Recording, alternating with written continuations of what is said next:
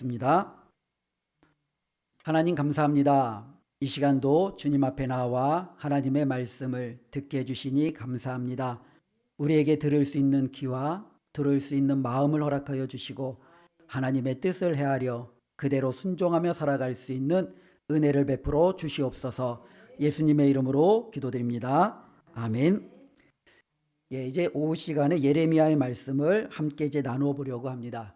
아마 이 예레미야는 우리에게 너무나도 익숙한 이름이죠. 또 누구라도 예레미야에 대해서 다 한 번 정도는 들어보셨을 거고요. 설교도 우리가 예레미야서에서 아마 여러 부분들도 많이 접했을 겁니다.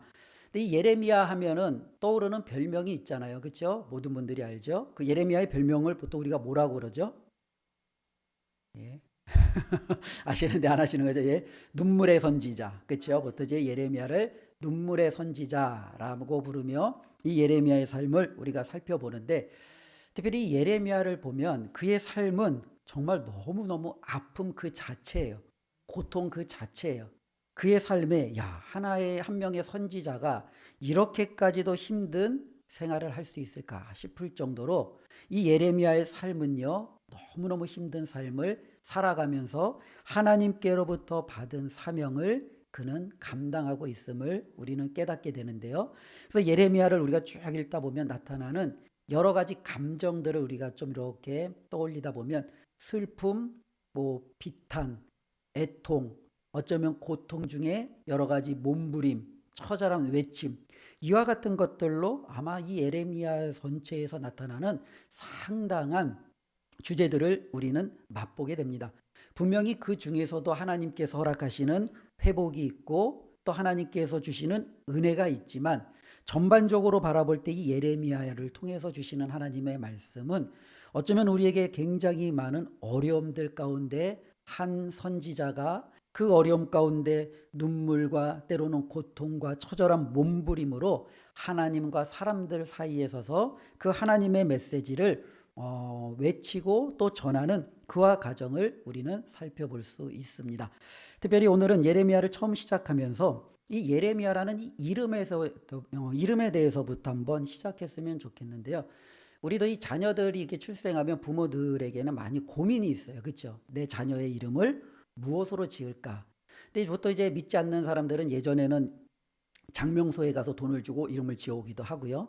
그렇지? 아니면은 자기 주위의 여러 사람들을 통해서 또 자신이 존경하는 분들을 통해서 이름을 짓기도 하죠.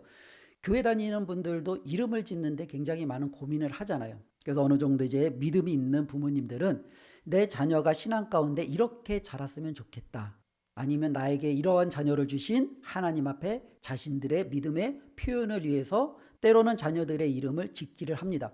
그래서 요즘에 이제 많은 이제 교회에 다니는 자녀들 중 가운데 반복적으로 자주 등장하는 이름이 어떠면 초성 가운데 하나가 이제 하자, 그죠? 또 예자, 이런 것들이 많이 들어가잖아요. 하는 무엇을 의미하겠어요? 하나님, 그죠? 예는요?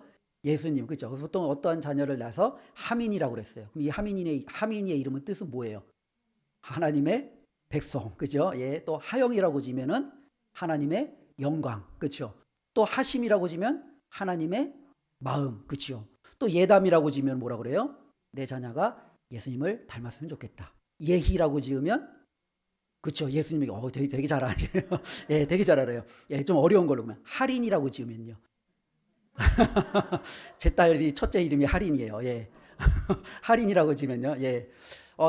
저도 이렇게 큰 딸을 이렇게 하나님의 손 주시면서 뭘로 이름을 지을까 굉장히 고민을 했죠. 그러다가 저도 이게 지은 것 중에 하나가 이제 하나님이 나에게 우리 가정에 주신 너무나도 귀하고 소중한 딸이다라는 의미를 좀 담기 위해서 바로 린자가 이제 소중히 여기다 린이거든요. 그러니까 하나님이 소중히 여기시는 것을 우리 가정에 주셨다라는 의미로 할인이라고 지었어요. 근데 둘째는요 혜린인데 할인이하고는 의미가 똑같지는 않고 그냥 소중히 여기다와 그냥 은혜했자 그냥 평범하게 이렇게 지나갔는데, 첫째에게는요 굉장히 많은 고민과 때로는 여러 가지 심사숙고 같아 이 이름을 지었던 기억이 납니다. 아마 믿음의 많은 부모님들은요 자녀를 출산하고 이 자녀에게 이름을 부여하면서 자신들의 믿음도 또 이 자녀를 향한 나의 바램도 함께 그 자녀의 이름에 아마 투영을 할 거예요. 근데 이것은요, 이스라엘 백성들에게도 마찬가지였어요. 이스라엘 백성에게도 자녀를 낳으면서 이 자녀가 이렇게 되었으면 좋겠다라는 의미로 하나님의 이름을 자녀들의 이름 가운데 상당히 많이 사용을 했습니다. 이스라엘 백성에 보면, 성경에 보면 여러 하나님의 이름이 나오지만 대표적으로 가장 많이 썼던 이름은 딱 두 가지예요. 하나는 여호와, 또 하나는요 하나님. 우리가 보통 이제 한글로 번역된 데는 이렇게 크게 하나님에 대한 이름이 두 가지로 쓰여집니다. 그 외에 우리가 뭐 여호와, 라파, 여호와, 니시 뭐 여러 가지 많은 이름들이 있지만 보편적으로 이스라엘 백성들이 사용했던 이름은 여호와 그리고 하나님이에요. 근데 이제 이 여호와라는 것은 히브리어식으로 이제 발음을 하면 오늘날 보통 야훼, 때로는 야훼 이런 식으로 발음이 되어지거든요. 그렇기 때문에 야자가 들어갈 때는 보통 여호와라는 이름이 들어가는 거예요. 그래서 오늘 본문처럼 예레미야라는 이름에는 여호와가 들어가죠. 시드기야, 뭐 이사야, 미가야, 그렇죠? 그런 이름에는 대부분 다 여호와가 들어가는 거예요. 또 한편으로는요, 하나님이라는 이름인데 이 하나님은 히브리어로 보통 이제 엘로힘이라고 표현을 합니다. 그래서 이제 엘자가 들어가는 우리가 성경이 나오는 많은 이름들은요, 하나님이라는 이름이 들어가는 거죠. 이 엘자가 들어가는 이름 많잖아요. 엘리야, 엘리사, 다니엘, 사무엘, 그죠? 이런 많은 부분들은 하나님이 들어갔구나라는 거죠. 그런데 보면 이 여호와와 때로는 이 하나님이 같이 들어가 있는 이름이 있어요. 그게 누구냐면요, 엘리야, 그렇죠? 그 엘리야의 이름은 뜻이 무엇이냐면 내 하나님은 여호와시다라는 뜻이에요. 어쩌면 이와 같이 이스라엘 백성들에게 있어서는요, 자신들의 자녀들에 대한 이름을 이렇게 투영하면서 그 자녀들에게 바로 하나님 앞에 신앙이 제대로 설 것과 또 때로는 자신들의 신앙의 여러 가지 고백들이 함께 담겨져 있는 거죠. 바로 그와 같은 의미에서 이 예레미야도 바로 이 여호와라는 그 이름이 이 예레미야 가운데 들어가 있습니다. 그런데 우리는 보통 이제 제 이름을 뭐 예를 들어서 명선아 그러면은 만약에 동명이인이 있을 수 있잖아요. 한 공동체가 명선이 몇 명이 있을 수 있잖아요. 그럴 때는 헷갈리지 않기 위해서 뭐라 그래요? 노명선 부르면은 제 이름을 부른 자고 제가 딱 보잖아요. 그죠? 어쩌면은 우리에게는 이 성이라는 것이 있어서 조금 이렇게 구별이 될 수가 있어요. 근데 이스라엘 백성에게는 성이 없어요. 그냥 이름만 있는 거예요. 그러니까 이름만 있다 보니까 동명이인들이 있는 상황 속에서는 실질적으로 그들을 구별해내는데 무언가 또한 특별한 여러 가지 사회적인 배경이 있어요. 그래서 이스라엘 백성들은 자신들의 이름을 구별하기 위해서 크게 좀 세 가지 구별법이 있죠. 하나는 뭐냐면은 그 사람이 어느 동네에 사느냐, 그 동네 이름을 붙이는 거예요. 그러니까 우리가 예수 그랬을 때 이스라엘 백성 가운데는 예수라는 이름이 많았어요. 예수님이 딱 한 분이 있었던 게 아니라 예수라는 이름이 많이 있었어요. 그러니까 예수님을 구별하기 위해서 우리는 그 앞에다가 하나를 붙지 않아요. 뭘 붙이죠? 나사렛 예수. 예. 나사렛 동네에 태어나셔서 자라신 예수. 마리아가 얼마나 많았어요. 예수님 주위에 보면 마리아가 정말로 많았어요. 근데 일곱 귀신으로부터 쫓김을 당하고 나음을 얻고 예수님을 잘 섬겼던 그 마리아. 성경에는 그 마리아를 보통 막달라 마리아, 막달라 지방의 마리아였죠. 이와 같이 이런 많은 것들, 예수님을 팔은 제자 중에 한 명이 유다잖아요, 그렇죠? 그 유다 앞에 뭐가 붙죠? 가룟이에요. 그러니까 가룟도 동네 이름이에요. 가룟에 살았던 유다, 이런 식으로. 그러니까 그들은요, 무언가 이름 가운데 자기 자신을 다른 사람들하고는 좀 구별해내기 위해서는 그 앞에 동네 이름을 붙이기도 해요. 또 하나는요, 이 동네 이름을 붙이지 않고 보통 이제 보편적으로 또 하나 사용했던 방법은 부모 아버지의 이름이죠. 아버지의 이름. 저 같은 경우도 어렸을 때 보면은 이제 뭐 누구 집 뭐 첫째 아들, 뭐 누구 집, 뭐 둘째 아들, 뭐 누구 집, 뭐 저기 딸내미 이런 식으로 얘기하면 사람들이 다 알아듣잖아요, 그렇죠? 이때 당시도 이런 부분들이 있는 거죠. 그래서 이제 누군가를 설명을 할 때 똑같은 이름이 있기 때문에 헷갈리지 않게 하기 위해서 그 사람의 아버지가 누구인지를 먼저 가르쳐 주는 거예요.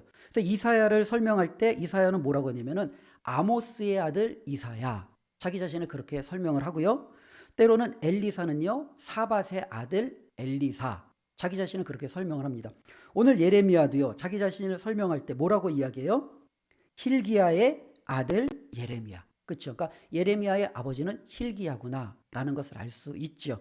그런데 이 예레미야의 그 hil기야의 아들 예레미야 여기까지만 이야기하는 것이 아니라 예레미야는 한 가지 더 덧붙입니다. 뭐냐면 아나돗의 제사장들 중, 그렇죠? 아나돗이라는 한 지역을 이야기를 해요. 그렇다는 것은 이 예레미야, 특별히 이 hil기야라는 이름이 상당히 이제 많이 있었던 것을 알아요. 그래서 hil기야의 아들 그러면 한 번에 딱 알아듣는 게 아니라 도대체 어떤 hil기야 이렇게 이야기할 수도 있죠. 왜냐하면 이 hil기야가 굉장히 유명한 사람이 있었기 때문에 그래요. 우리가 아는 대로 요시야 왕 때 대제사장 중에 한 사람이 바로 이 hil기야였어요. 그가 성전 정화를 하다가 정말로 서기관 사반과 더불어 요시야와 더불어 유다의 온전한 완전한 종교개혁을 일으켰던 대제사장 hil기야가 있었는데요. 보통적으로 그 대제사장 hil기야의 아들이 아니다라고 이 예레미야는 판단이 되어집니다. 그렇기 때문에 아나돗의 제사장들 중에 한 사람인 hil기야의 아들인 예레미야, 그러면서 이 예레미야에 대해서 조금 더 구체적으로 설명을 해주고 있죠. 또 한편으로요, 이 이름을 동명이인을 구별하는 성경의 또 하나는 방법은 뭐냐면은 그 사람들이 어떤 직업을 얘기해요. 직업. 아모스 같은 경우는요, 드고아의 목자, 그렇죠? 자신의 목동을 이야기하고요. 예수님을 따랐던 시몬 중에 또 한 사람은요, 셀롯인 시몬이 있어요. 이 셀롯이라는 것은 열심당원, 오늘날로 얘기하면 급진 개혁파예요. 어쩌면 이게 굉장히 완전 좌파죠. 이런 굉장히 급진 좌파인 어쩌면 그 시몬, 이런 식으로 그 사람의 직업과 때로는 신분을 통해서 그 사람에 대해서 누군지를 알려주는 거죠. 우리가 그렇게 보면은 바로 이제 1절에 이 예레미야는 어떤 사람인지 알 수 있습니다. 베냐민에 살고 있었고 그 가운데서도 아나돗 지방에 여러 제사장들이 있었지만 hil기야라는 제사장의 아들, 바로 이 예레미야가 이 선지서의 시작이었고 하나님께로부터 받은 말씀을 우리에게 전해주고 있다는 겁니다.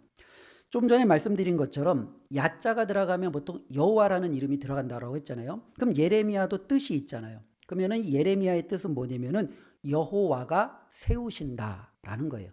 즉 예레미야는 여호와가 세우신다라는 거예요.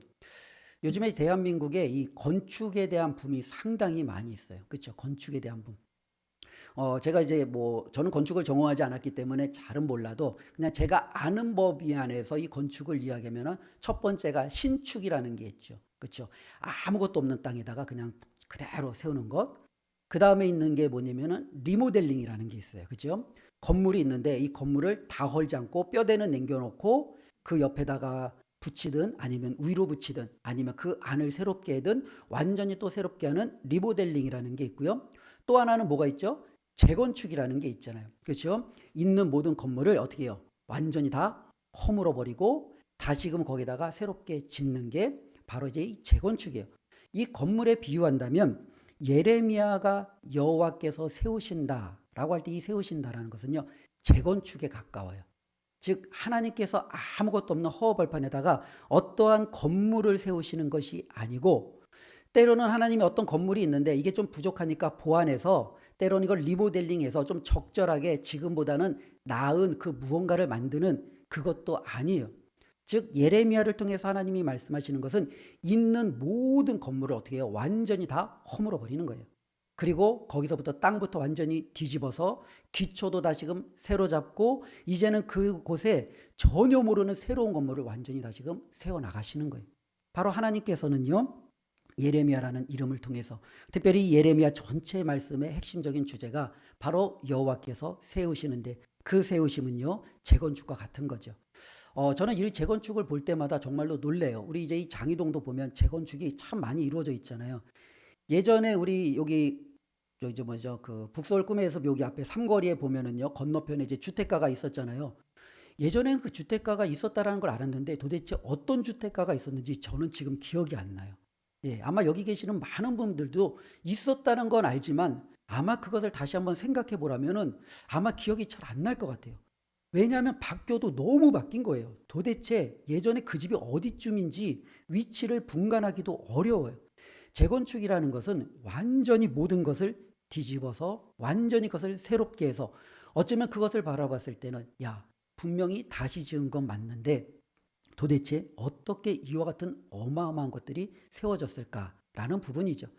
저는 특별히 이 재건축이라는 이 이야기를 이렇게 하면서 야, 이 이스라엘 백성의 상황하고 너무나도 딱 들어맞는다라는 생각을 해봤어요. 왜냐하면 우리가 뭐 재건축을 할 때 제가 틀렸다면 나중에 좀 정정 좀 해주세요. 혹시라도. 예.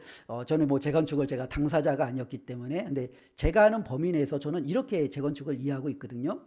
보통 이제 원주민이라고 하잖아요. 원주민들이 거기에 살아요. 그러면 이제 이 원주민들이 가운데 이제 어느 정도 동의와 때로는 정부 당국과 협의하에 이제는 이곳에 우리가 새롭게 재건축을 시작하자라고 결의가 되면 이제는 시공사라든지 시행사라든지 이제 건축업계하고 이제 연락을 해서 이제 계약을 맺겠죠. 아마 그들은 좀 더 자기들에게 좋은 조건을 주는 건축 시공사와 시행사와 아마 계약을 맺겠죠. 그리고 이제 그것이 맺어지면 이제 이들은 건축이 되는 2년이 됐든 3년이 됐든 다른 곳에 가서 살아야 되잖아요. 그렇죠? 근데 다른 곳에서 살아가야 되는데 자신들의 집은 여기에 있는데 다른 곳에 살아갈 수 있는 돈은 없잖아요. 그러니 제가 알기로는 시행사와 시공사가 그 돈을 대주는 걸로 알고 있어요. 그래서 대줘서 이제 몇 년 동안 가서 살고 이제 다시금 지어지면 그 돈은 이제 반납을 하고 자신의 집값에 따라서 이제는 자신의 집에 들어갈 수 있는 권리를 획득하는 일련의 과정으로 알고 있거든요. 근데 이 재건축을 보면은요, 원래 있었던 원주민들이 이제 떠나가면 다시 돌아오는 그 확률이 우리 대한민국에서는 굉장히 적다라는 거예요. 거의 극소수만이 다시금 그 지어진 그곳으로 온다라는 거죠. 상당수는요, 다른 곳에 가서 다 자신들의 또 다른 뿌리와 삶의 터전을 엮어서 살아가는 거예요. 유다를 바라보면 하나님께서는 지금 이 유다를 지금 재건축하겠다라는 거예요. 유다라는 나라를. 그러니까 유다라는 나라를 재건축하려면 어떻게 돼요? 거기에 살고 있는 모든 백성을 어떻게 해요? 다 내보내야 되는 거예요. 하나님은 아수르를 통해서 내보내셨고 바벨론을 통해서 내보내셨고 유다와 예루살렘을 이제 하나님께서는 완전히 비워놓으신 거예요. 그리고 하나님은 다시금 하나님의 뜻대로 그 땅을 어떻게 해요? 재건하기 시작합니다. 그리고 재건이 될 때 하나님은 이제 떠났던 그들을 다시금 부르는 거죠. 야, 이제 때가 됐으니 예루살렘으로 돌아와라. 유대로 돌아와라. 이제 너희가 거주할 내가 너희를 위해서 예비한 이 땅으로 돌아와라. 이것이 바로 하나님께서 이스라엘 특별히 유다 백성을 향한 하나님의 계획이라는 거죠. 바로 그와 같은 계획이 예레미야 여호와께서 세우신다라는 그 이름에 담겨져 있습니다. 오늘 읽지는 않았지만 10절 말씀을 한번 보겠습니다. 예레미야 1장 10절 말씀은 이렇게 기록되어져 있는데요. 보라, 내가 오늘 너를 여러 나라와 여러 왕국 위에 세워 내가 그것들을 뽑고 파괴하며 파멸하고 넘어뜨리며. 그렇죠? 하나님께서 어떻게 해요? 정말로 이 예레미야를 통해서 이제는 그 땅에 있는 모든 이스라엘 백성, 유다 백성을 뽑고 파괴하고 파멸하고 넘어뜨린다라는 거죠. 근데 여기서 끝내지 않는다라는 거예요. 하나님 어떻게 해요? 다시금 그 뒤에 보면은요, 건설하고 심게 하였느니라.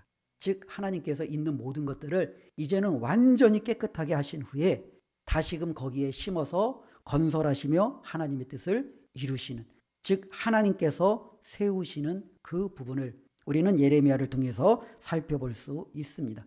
그렇기 때문에 예레미야가 하는 일은 무엇이냐면 이스라엘 백성들의 죄를 지적하고 그 죄에 대한 결과를 경고하고 이제는 그들이 돌이키면 하나님 앞에 회복이 되어지지만 그들이 돌이키지 않으면 피할 수 없는 하나님의 심판이 그들 가운데 임할 수밖에 없음을 이 예레미야는 있는 그대로 그의 백성들에게 말씀을 선포하는 그 과정으로 이루어져 있습니다. 바로 여기까지가 바로 예레미야의 이름이고요. 예레미야의 직업은 우리가 뭐 쉽게 생각해 볼 수 있습니다. 특별히 hil기야가 제사장이었기 때문에 당시에는 보통 직업이 이제 세습이 되어지는 그러한 시대이기 때문에 예레미야도 제사장의 그 직분을 아마 세습받았을 것이다 라고 추정할 수 있고요. 그러나 한 걸음 더 나가서 그는 이제 제사장이 아니라 오늘 말씀을 보면 하나님이 그를 선지자로 새롭게 부르셨다라는 것을 알 수 있어요. 그래서 이제 그는요, 선지자로서 하나님 앞에 새로운 직분을 부여받아 그의 사명을 감당합니다. 그런데 특별히 이 선지자라는 것이 과연 무엇이냐라는 거죠. 2절 말씀을 제가 한번 읽어보겠습니다. 아몬의 아들 유다왕 요시야가 다스린 지 13년에 여호와의 말씀이 예레미야에게 임하였고, 이 선지자라는 것을 우리가 좀 어떻게 좀 오늘날 가장 좀 근접한 그와 같은 뭐 직업 때로는 직책이 있다면 무엇일까 한번 찾아봤는데 제가 볼 때는요, 이 정치 가운데 오늘날 많이 활동하는 사람들 가운데 이 대변인이라는 게 있어요. 그러니까 제가 볼 때 이 대변인이 어쩌면은 이 선지자의 역할과 상당히 좀 유사해요. 예. 이 대변인은요, 자기가 누군가의 어떤 그 후보에 대해서 그런 말들을 전해야 되는, 다른 대중들에게 또는 사람들에게 어쩌면 이렇게 전달해주는 그와 같은 역할을 감당하잖아요. 이 후보가 모든 것을 돌아다니며 또 자신이 모든 것을 책임지며 다 이야기할 수가 없는 거예요. 그러니 대변인을 여러 사람을 두고, 또 여러 대변인들 가운데는 또 수석 대변인도 있고, 때로는 분야마다 또 다른 대변인들이 있고, 그들을 통해서 자기가 하고자 하는 이야기들을 조금 더 다른 사람들에게 친숙하게 전달하는 역할들을 이 대변인이 하잖아요. 그렇죠? 근데 이 대변인들의 그 역할을 볼 때, 이게 정치에서 보면은, 뉴스를 보면 이 대변인들이 그 뭐랄까요, 잘못해갖고 옷을 벗는 경우들이 되게 많더라고요. 그렇죠? 대변인은 열심히 이야기했는데, 방송에다 얘기했는데 뭐예요? 후보하고 조율되지 않은 이야기를 얘기한다든지, 아니면 후보의 때로는 뭐예요? 의도와는 상관없는 이야기를 했다든지, 아니면 후보가 의도한 얘기를 했긴 했지만 본인 자체의 삶 자체가 후보에게 굉장히 좋지 않은 악영향을 미치기에 스스로 그 옷을 벗는 경우들이 흔히 있다라는 거예요. 그런데 이 대변인에게 있어서 가장 중요한 것은 뭐냐면은, 이 대변인은 누구보다도 그 후보와 자기에게 그 어떤 말을 맡기는 사람과 가까워야 돼요. 그렇지요? 어쩌면 그를 대면하고 볼 수 있어야 되는 거예요. 왜냐하면 내가 직접 들은 얘기를 전달하는 것과 누군가에게 걸러서 들은 이야기를 전달하는 것은요, 천지 차이예요. 그렇죠? 선지자라는 직분이 그와 같은 거예요. 이 선지자라는 직분은 하나님의 대변인이에요. 그런데 하나님에게 직접 듣지 않고 누군가에게 걸러서 내가 하나님의 말씀이 이렇게 나에게 전해져 왔더라 라고 이야기하면, 그 과정 중에서도 하나님의 말씀이 왜곡될 수도 있고요, 때로는 자신이 그 하나님의 말씀을 직접 듣지 않았기 때문에 때로는 자기 자신에게도 확신 없이 그냥 그 이야기를 내뱉는 경우들이 있을 수 있다는 거예요. 그렇기 때문에 선지자에게 있어서 가장 중요한 것은 뭐냐면, 내가 하나님께로부터 그 말씀을 직접 부여받았느냐라는 거예요. 그래서 선지서들을 보면 계속적으로 후렴구처럼 반복적으로 나오는 이야기들이 있어요. 여호와의 말씀이 내게 임하니라. 이것은 여호와의 말씀이니라. 그렇죠? 그들은 자기 이야기를 하는 게 아니에요. 하나님이 나에게 주신 말씀, 하나님이 나에게 맡기신 말씀을 그들은 행하는 게 바로 뭐예요? 선지자예요. 바로 이 예레미야는요, 하나님 앞에 선지자로 부름을 받았어요. 2절 조금 전에 읽은 것처럼 마지막 부분에 보면 여호와의 말씀이 예레미야에게 임하였고, 또 4절에 보면은요, 여호와의 말씀이 내게 임하니라. 예레미야를 보면 계속적으로 이와 같은 이야기들이 있어요. 즉 그는 하나님 앞에 직접 자신의 말씀을 받고 백성들에게 대언하는 그 역할을 부여받은 하나님의 선지자임을 우리는 깨닫게 됩니다. 그런데 이 선지자에게 있어서 또 두 번째로 중요한 것이 있어요. 우리가 보통 이제 선지자에게 중요한 두 번째의 자질은 뭐냐면, 하나님의 말씀을 내가 받고 그것을 있는 그대로 전하는 것도 굉장히 중요한데, 문제는 하나님께서 우리에게 뭔가 원고를 딱 줘서 토시 하나 틀리지 않게, 야 가서 이거 읽어, 이렇게 주지 않는다라는 거예요. 그렇죠? 하나님께서 너 한 글자라도 틀리면 안 돼, 너 이거 있는 그대로 읽어야 돼, 이렇게 우리에게 전달해 주지 않는다라는 거예요. 예레미야도 하나님으로부터 말씀을 받았지만 하나님이 그에게 주신 말씀이 토시 하나 틀리지 않는 가나다라 마바사, 이런 식으로 그냥 있는 그대로 외우는 그와 같은 앵무새가 때로는 알고 있는 단어를, 배운 단어를 그냥 그대로 반복하여 전달하듯이 그렇게 하지 않는다라는 거예요. 이 선지자라든지 특별히 이 대변인들에게는요, 중요한 것이 뭐냐면, 내가 정말로 그 말씀을 나에게 전하라고 준 상대방의 그 사람의 우중을 알아야 돼요. 그 사람의 마음을 헤아릴 줄 알아야 돼요. 즉 선지자의 두 번째 자질은 뭐냐면, 하나님께서 나를 보내셨는데 그 하나님이 나를 보내신 하나님의 마음이 어떠한지, 하나님의 의중은 어떠한지, 하나님은 도대체 어떠한 계획을 갖고 계시는지, 그 하나님에 대해서 누구보다도 어떻게 돼요? 잘 알아야 돼요. 그래서 그 하나님의 의중을 백성들에게 정말로 온전히 설명할 수 있는 그와 같은 능력도 필요합니다. 특별히 예레미야를 보면은요, 예레미야의 설교가 상당히 유명해요. 그래서 예레미야서를 쭉 보면은 예레미야는 설교를 주로 어디서 많이 했냐면 성전에서 설교했어요. 근데 그의 모든 이 성전 설교를 보면은 그 성전, 그가 행하는 그 설교를 통해서 우리가 알 수 있는 것은 뭐냐면, 아, 하나님은 이러한 마음을 가지고 계시구나. 하나님은 지금 우리를 향하여 이러한 계획을 갖고 계시는구나. 만일 우리가 하나님의 뜻대로 행하지 않는다면 하나님은 우리를 이렇게 벌하시겠구나. 그러나 우리가 회개하고 돌이키면 하나님이 우리를 다시금 회복시키시겠구나 라는 것을 알 수 있는 거죠. 그렇기 때문에 진짜 선지자의 두 번째로 중요한 자질은 뭐냐면 하나님의 그 마음을 헤아릴 줄 알아야 되는 거죠. 예레미야는요, 그에게 임하신 하나님의 말씀을 듣고 또 하나님과 함께함으로 그 하나님이 자신과 자신의 백성을 향하여 어떠한 의도와 마음을 가지고 있는지 누구보다도 잘 헤아리고 있었던 사람입니다. 바로 이들을 가리켜 우리는 참 선지자다라고 이야기를 해요. 그런데 성경에 보면 거짓 선지자들도 있잖아요. 이 거짓 선지자들의 특징은 뭐냐면 하나님의 의중을 몰라요. 하나님의 마음을 몰라요. 그들은 하나님의 말씀을 백성들에게 전하는 게 아니라 하나님의 뜻을 백성들에게 전하는 것이 아니라 자기들이 원하는 것을 백성들에게 말하거나 백성들이 원하는 것을 하나님이 자신들에게 주는 것처럼 그들이 교묘히 그것을 바꾸어서 그대로 전달하는 거죠. 그렇기 때문에 예레미야가 전했던 하나님의 말씀과 거짓 선지자들이 전했던 하나님의 말씀은 너무너무 다르다는 거예요. 예레미야는 너희를 향한 하나님의 심판이 있을 것이고 이 심판은 결코 철회되지 않을 것이다 라고 외쳤다면, 거짓 선지자들은 너희를 향한 하나님의 마음은 평안이다, 두려워하지 말라, 염려하지 말라, 하나님이 너희를 지킬 것이다, 하나님이 너희를 책임질 것이다, 하나님은 너희 편에서 일할 것이다, 바벨론도 아수르도 애굽도 두려워 말라, 이렇게 외친다라는 거죠. 누가 바로 하나님 앞에 하나님의 마음을 제대로 대변하고 있습니까? 바로 예레미야죠.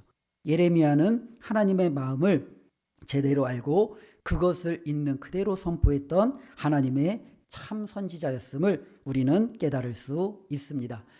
오늘 말씀 특별히 2절과 3절을 보면은 하나님께 선지자로부터 부름받은 이 예레미야가 얼마나 어떻게 어떤 환경 속에서 그가 이제 사역을 감당했는지 쭉 설명을 해주고 있어요. 이 2절과 3절의 말씀을 제가 다시 한번 읽어볼게요.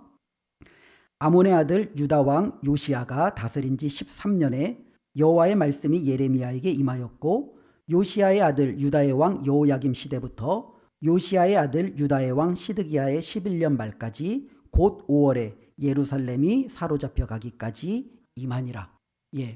2절과 3절 말씀을 보면은 예레미야가 사역했던 배경은 요시야의 왕 13년부터 시드기야가 사로잡혀 갈 때까지, 즉 대략적으로 이 연수를 계산하면 40년 정도가 돼요. 이 40년 동안에 그는요 왕들을 거쳐가며 하나님의 말씀을 대언했던 선지자예요. 근데 2절과 3절에 보면은 왕이 세 사람이 등장하잖아요. 요시야, 여호야김, 시드기야. 그러나 중간에 두 명의 왕이 더 있어요. 요시야와 여호야김 사이에 여호아스, 또 여호야김과 시드기야 사이에 여호야킨. 즉 실질적으로 보면은요 이 예레미야는요 유다의 5명의 왕을 거쳐가면서 40년 동안 하나님의 말씀을 선포했던 왕이에요. 그런데 이 예레미야가 하나님께로부터 부름받았을 때는 이스라엘 백성 가운데 굉장히 큰 변화가 있었어요. 그 변화가 뭐냐면, 예전에 이제 그 솔로몬이 죽은 이후 북쪽의 10지파를 중심으로 북이스라엘과 남쪽에 유다가 있었잖아요. 다윗 왕조를 중심으로. 근데 이것이 어느 정도 유지되다가 예레미야가 활동하기 100년 전에 북이스라엘이 아수르에서 멸망을 당합니다. 이제는 멸망을 받고 남유다만 조그맣게 이제 남아있는 상황에 바로 이 예레미야가 하나님 앞에 부름받고 자신의 사명을 시작하는 거예요. 북이스라엘도 하나님의 말씀에 어긋났을 때 하나님이 그들을 심판하셨고, 이제는 이 남은 유다 역시도 우리는 성전이 있고 율법이 있고 아브라함의 혈통이고 이것저것 다 이야기해도 예레미야를 통해서 주시는 말씀은 너희도 회개하지 않고 돌이키지 않으면 하나님의 심판이 있을 것이다라는 그 시대적인 배경 속에서 이 예레미야는 자신의 부름받음을 시작했다라는 거예요. 그런데 재미있는 것은요, 예레미야가 처음 부름받았을 때는요 요시야 왕 때예요. 다윗 왕 이후로 유다 가운데 가장 멋진 왕 2명을 뽑으라고 한다면 시드기야와 보통 요시야를 뽑습니다. 다윗 이후로 수많은 왕들이 있었지만 그들이 하나님 앞에 다윗만큼 헌신하고 다윗만큼 충성스럽지 못했어요. 그런데 시드기야와 요시야는요 그 누구보다도 정말로 하나님 앞에 충성스러운 왕들이었어요. 즉 그래서 요시야 때는요 어마어마한 이 유다 지방의 종교 개혁이 일어났어요. 특별히 요시야의 아빠가 누구냐면 므낫세 왕인데요. 유다의 가장 악한 왕이 바로 이 므낫세예요. 근데 이 므낫세 때 뭘 했느냐면 성전에다가 제우스 신전 바알 신당을 갖다가 다 세워놓아 버린 거예요. 그리고 이 므낫세 때 또 그의 아들 아몬 때 무슨 일이었느냐면은 이방 신들을 섬기면서 인신 제사를 드리기 시작하는 거예요. 즉 그들도 자신들의 자녀들을 자신들이 섬기는 신에게 가져다 바치는 거죠. 아세라 또 특별히 이게 여신을 섬기는 것도 너무너무 그냥 비일비재한 거예요. 그러니까 성전에서 매음과 우상과 하나님을 섬기는 이런 모든 것들이 너무나도 그냥 적나라하게 일어났던 그런 악한 시대에 요시아가 딱 왕이 되었어요. 이 요시아가 어떻게 해요? 이 모든 것을 다 뒤집어 버리죠. 산당을 제거하고 제우스 때로는 바알 신당, 아세라 신당 이런 모든 것들을 다 제거해 버리고 때로는 그들 가운데 여러 이방의 그 제사장들을 다 잡아다가 때로는 이제 그들을 다 죽여버리고 때로는 이제 이미 죽은 이방의 제사장들도 그들의 뼈를 다 갖다 불태워서 뿌려버리고 어쩌면 이 요시아 때 일어났던 이 개혁은요 어마어마한 개혁이었어요. 야 이제는 유다가 다시금 다윗대로 돌아갈 수 있겠구나. 우리가 이제는 온전히 우리의 신앙을 회복할 수 있겠구나. 그런 엄청난 개혁이 이 요시아 때 이루어진 거죠. 그들은요 특별히 또 그 가운데서 하나님의 성전을 청소하다가 또 두루마기를 발견하잖아요. 바로 이 두루마기를 발견하며 하나님의 뜻을 더욱더 깨달으며 회개하고 이제는 온 백성이 하나님께로 돌이킬 수 있는 귀한 기회를 얻게 된 거죠. 그런데요 그것이 한순간의 짧은 기대와 꿈으로 끝나버리고 맙니다. 요시아가 애굽과 이제 전투를 나가던 중에 애굽에 의해서 이 요시아 왕이 전사를 합니다. 그리고 그의 아들은요 3개월 동안 통치하다가 애굽으로 쫓겨납니다. 그리고 나서 이제 등장한 왕이 오늘 본문에 보면 여호야김이라는 두 번째 왕이 등장을 하는 거예요. 근데 이 여호야김은 그의 아버지하고는 전혀 달라요. 굉장히 악한 왕이었어요. 그래서 이 여호야김은요 다시금 이교 종교를 다 회복시켜 버립니다. 인신제사도 회복시키고 바알 신상과 아세라 신상과 우상의 제단도 다 회복시키고 때로는 더 나아가서 그는요 하나님의 그 말씀 그 두루마리도 어떻게 해요? 칼로 다 잘라 태워버리는 그런 일도 서슴지 않아요. 그리고 선지자라는 하나님의 선지자들을요 잡아다가 죽이기 시작합니다. 바로 우리야 선지자도 이때 죽임을 당하고 때로는 이 예레미야가 이 말씀을 했을 때 이 예레미야 이 말씀을 받아 적은 이제 바룩이라는 이제 서기관이 있는데요. 그 바룩과 이 예레미야까지도 이 여호야김은 잡아다가 죽이려고 했어요. 그렇기 때문에 이들은요 여호야김을 피해서 도망칠 수밖에 없었던 그와 같은 상황이죠. 그렇게 악한 시대에 이제 그가 이제 하나님의 말씀을 대언하는 것이 예레미야 가운데 나타나죠. 그러다가 그 역시 바벨론에 의해서 죽임을 당하고 그의 아들 여호야긴이 왕이 되지만 3개월 만에 그의 아들도 바벨론으로 끌려가고 이제는 바벨론이 말 잘 들을 것 같은 요시야의 또 다른 아들 시드기야를 이제 왕으로 세우는 거예요. 근데 이제 이 시드기야는 굉장히 우유부단한 성격이에요. 그러니까 예레미야 말을 들으면 거기서 고개를 끄덕이고 신하들의 말을 들으면 거기서 고개를 끄덕이고 그러니까 이 사람은 이것도 저것도 아니에요. 그러니까 이렇게 갈팡질팡하면서 그가 이제 11년 동안을 통치를 하는 거죠. 그와 같은 상황 속에서 예레미야가 또 하나님의 말씀을 대언했던 것을 볼 수 있습니다. 그런데 이런 모든 것들도 다 겪었지만 더욱더 예레미야에게 힘든 부분은요. 3절 마지막 부분에 보니까요. 예루살렘이 사로잡혀 가기까지 이만이라. 예레미야는요. 예루살렘 성전의 멸망을 보았던 선지자예요. 하나님께서 세우신 하나님께서 다윗에게 허락하셨던 그 유다가 철저하게 무너지는 것을 몸소 보았던 선지자예요. 우리가 이러한 예레미야의 삶을 쭉 보면 느끼는 게 뭐겠어요? 보통 무슨 얘기를 하겠어요? 예레미야는요 산전수전 정말 다 겪었죠. 그는 어쩌면은 유다 안에 일어날 수 있는 많은 일들을 다 겪은 거예요. 정말로 한 왕이 의롭게 하나님 편에서 일했던 그 현장에도 있었고 정말로 악한 왕이 하나님을 떠나 정말로 하나님의 선지자들을 잡아 죽이려고 했던 그와 같은 시대 가운데도 있었고 때로는요 이러지도 저러지도 못하는 우유부단 왕 가운데서 갈팡질팡하는 그 백성들의 삶의 현장에도 있었고 더더군다나 하나님께서 말씀하셨던 예루살렘에 대한 그 심판을 이 예레미야는 직접 눈으로 경험하는 그와 같은 파란만장한 삶을 겪게 됩니다. 바로 이러한 상황 속에서 하나님께서 예레미야에게 말씀하시는 거예요. 그리고 그 말씀을 우리는 읽고 오늘날 우리는 이 말씀을 어떻게 접목하며 살아가야 될지를 다시 한번 고민하는 시간들이 되었으면 좋겠습니다. 기독교에 있어서 가장 큰 특징이다라고 이야기한다면 그것은 바로 하나님께서 말씀하신다라는 거예요. 예, 하나님이 말씀하신다라는 거예요. 그러니까 하나님이 말씀하시니까 하나님 앞에 서와 있는 우리들은 어떻게 하면 돼요? 들으면 돼요. 예, 들으면 돼요. 그래서 이스라엘의 자녀 교육 쉐마도 바로 그거죠. 이스라엘아 들으라예요. 하나님이 말씀하시니까 우리는 들으면 돼요. 이 땅에 있는 다른 종교들의 특징은 그들의 신들이 그들에게 이야기하지 않아요. 자기들이 그들의 신들의 의중을 찾아 나서야 돼요. 나에게 무엇을 원하는지 그들은 그것을 정말로 열심히 연구해서 그들은 그것을 찾아낸 그것대로 살아가면 돼요. 근데 기독교의 특징은요, 거기에 있지 않아요. 하나님이 우리에게 다 말씀하셨어요. 우리는 들으면 되는 거예요. 하나님이 지금 나에게 무엇을 원하시는지 들으시면 되고, 하나님이 나에게 지금 무엇을 말씀하시는지 우리는 귀 기울이면 되는 거예요. 문제는요, 많은 하나님의 자녀들이 듣지 않는다라는 거예요. 예레미야를 통해서 하나님이 이렇게 말씀에 임하시고 그들에게 선포하셨는데 유다 백성이 왜 멸망할 수밖에 없었어요? 40년 동안 외쳤고 그 이전에도 수많은 선지자들이 외쳤는데 왜 이들은 이 멸망의 길로 갈 수밖에 없었어요? 안 들었기 때문에 그래요. 하나님이 말씀하실 때 듣지 않으니 그들은요, 그 듣지 않음에 대한 책임을 부여받을 수밖에 없다라는 겁니다. 오늘날 시대도 동일합니다. 하나님은 여전히 우리에게 말씀하시죠. 성경을 통해서 우리에게 말씀하세요. 우리는 이 말씀을 통해서 하나님의 뜻을 우리는 들으시면 돼요. 문제는 우리가 안 듣는데 문제가 있다라는 거예요. 우리의 마음을 여시고 우리의 귀를 여시고 때로는 저와 여러분들이 가지고 있는 판단과 경험과 그런 모든 것 좀 다 내려놓으시고 하나님이 말씀하실 때 들을 줄 아는 그와 같은 겸손이 우리 가운데 있었으면 좋겠습니다. 또 하나는요, 하나님의 말씀은 우리에게 말씀하시는데 그 하나님의 말씀은 결코 우리의 삶과 동떨어지지 않는다라는 거예요. 이 예레미야가 그것을 보여주고 있잖아요.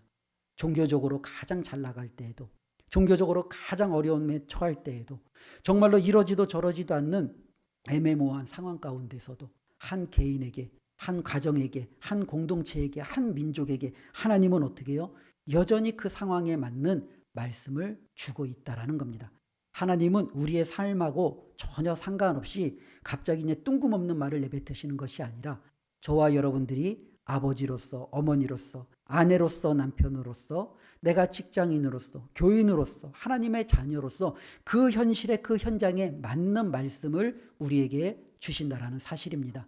우리가 그 하나님의 말씀을 우리가 가볍게 여기지만 않는다면 우리는 하나님의 의중을 온전히 헤아릴 수 있을 줄로 믿습니다. 바라기는 하나님의 말씀 예레미야서를 통해서 우리가 바로 이 하나님의 음성을 듣기를 원합니다.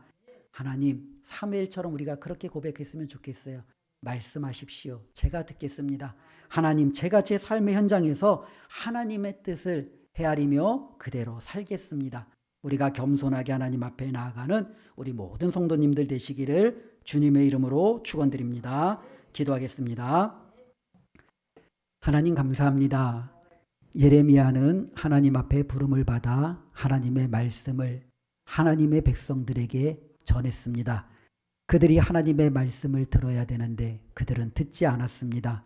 하나님, 오늘도 여전히 하나님은 자신의 말씀을 우리에게 주시는데 우리가 듣지 않고 살아갈 때가 너무나도 많이 있습니다. 하나님, 우리 자신을 되돌아보게 하여 주시고 하나님의 말씀을 들을 수 있는 마음과 귀와 하나님 겸손함을 허락하여 주시옵소서. 하나님의 말씀에 따라 살아갈 수 있는 우리 은강의 모든 가족이 되도록 주님 축복하여 주시옵소서. 예수님의 이름으로 기도드리옵나이다. 아멘.